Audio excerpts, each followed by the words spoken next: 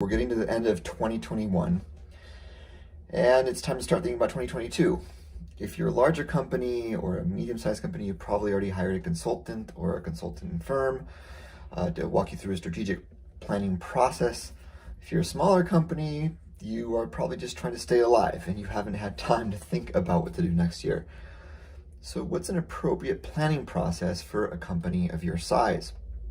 A normal strategic planning process includes a lot of work around analyzing trends and looking at a SWOT analysis, strengths, weaknesses, opportunities, and threats, looking at where you want to focus your energy in terms of strategic thrusts, strategic areas, priorities you want to focus energy on, and coming up with targets that you want to, gaps you want to close, revenue you want to generate, and specific initiatives and projects that you're going to do within that space. That may be a little bit much for a smaller business. It is helpful to do that anyway for a small business, maybe every 3 to 5 years. But if you really just want to focus on how do I grow my business as I go forward next year, there are simpler ways that are probably more appropriate. Now, as a small business owner, you're probably used to making decisions intuitively, and that's not all bad. Especially, or as long as, I should say, you're connected to your customers, to your employees, to your suppliers. That ability to make decisions intuitively will help you be flexible and nimble and react quickly to the market changes. But there is a drawback to making intuitive decisions.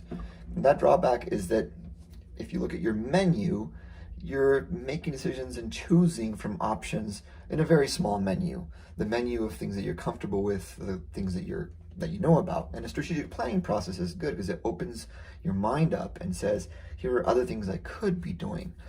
So where's the balance between intuitive decision making and sort of a more robust structured process? I'm going to share with you something that could work for you. It's not the only answer out there. It's not the only approach out there.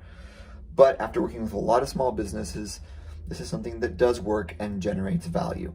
So it's 5 things you can do to sort of plan for 2022 in a structured way, better than intuitive, but you're not going through a whole big planning process that can be more complicated. So step 1 is really understand and analyze your current value chain. What's the value chain? It's how your business works. It's all the different parts of your business coming together. So you want to think of who are my current customer types, the market I go after, what my current offering is, what products and services I sell. You want to think through how I get to my market, to my customers, how I sell, how I deliver. You want to think how I produce what I offer, talent I have, processes I have, suppliers I have, etc.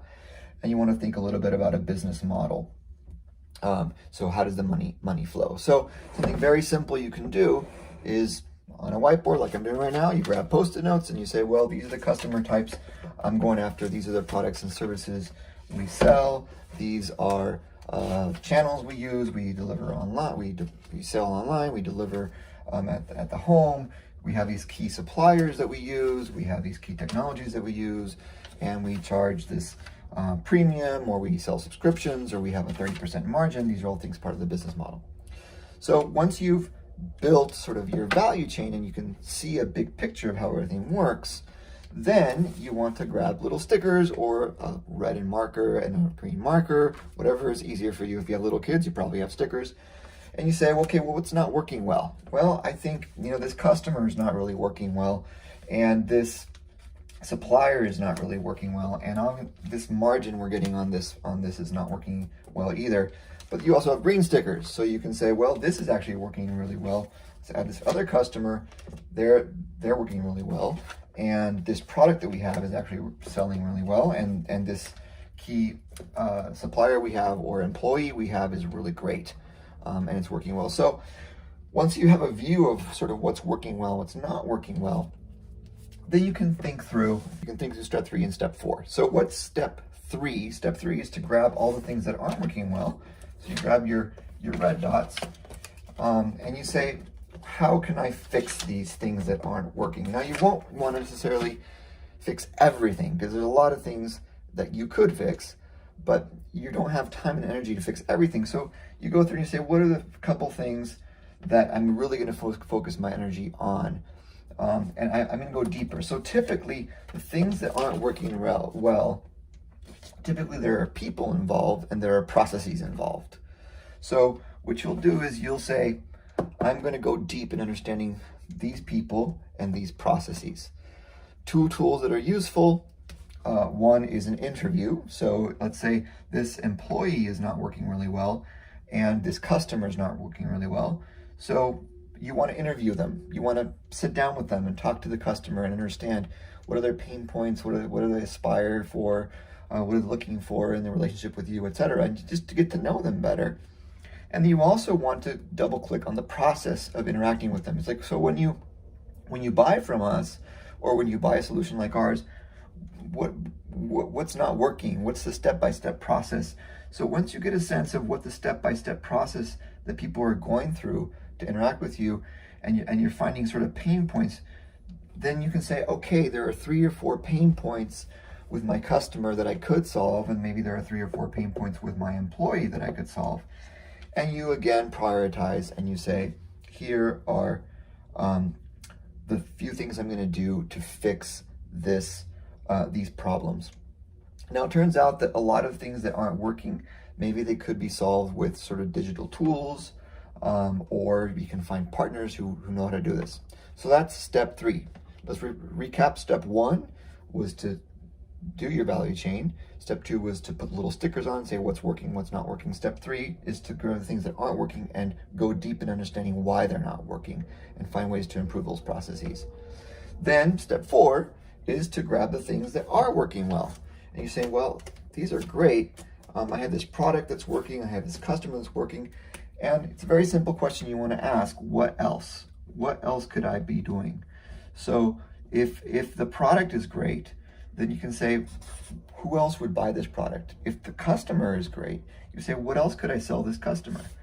So you just want to do a list of everything you could do. And again, you want to make your menu options bigger by brainstorming, but then you want to decide and you say, out of everything I could do to leverage my strengths, I'm going to pick these 3, 1, 2, and 3. So I'm going to launch sort of a new marketing campaign around this product with focusing on these 3 segments, or I'm going to launch a new product focused on this particular customer. So we've done see your value chain, evaluate what's working, what's not working, prioritize. Then step 3 is go deeper understanding what's not working, how you can fix it. Step 4, looking at what is working, how you can make it bigger and better. And step 5 is to create an action plan, because if you just put it on paper, nothing will happen. So you want to make sure you grab these things that you said you could do and said that you would do, and just say who's going to do it and by when.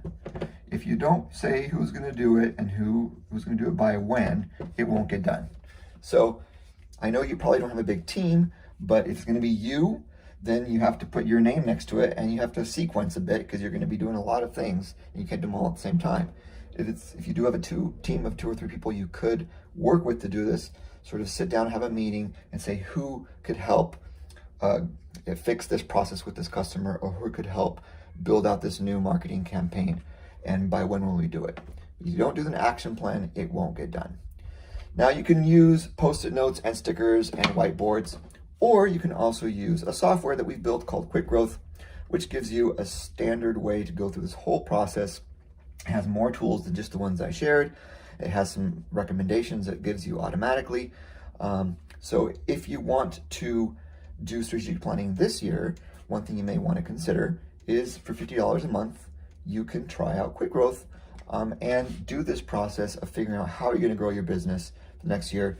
Give it a try. It can generate thousands of dollars of new revenue for you or savings, and it's only $50 a month to try it out. So I'm looking forward to helping you grow your business through Quick